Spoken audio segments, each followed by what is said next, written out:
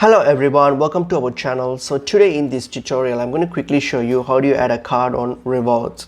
So let's get into the video. So firstly, open up your Revolut application. So tap on it, open up your application and make sure you are logged into your account as well. Alright, so once I've logged into your account, so what are we going to do next is click on the cards tab here. So if you're on your home, on your dashboard here, you will see a cards tab. So click on the cards tab. All right, and then what are you going to do? You're going to do like click on get cards. So click on the plus option here, get a card, click on it, and then here once you get to this page here, so what you have to do is underneath you'll see an option called already have a Revolut card, link it now. So click on that option.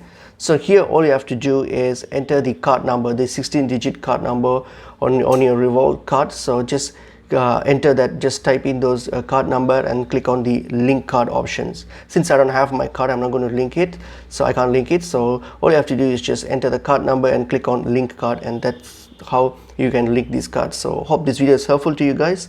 I'll see you guys in another video. Thank you.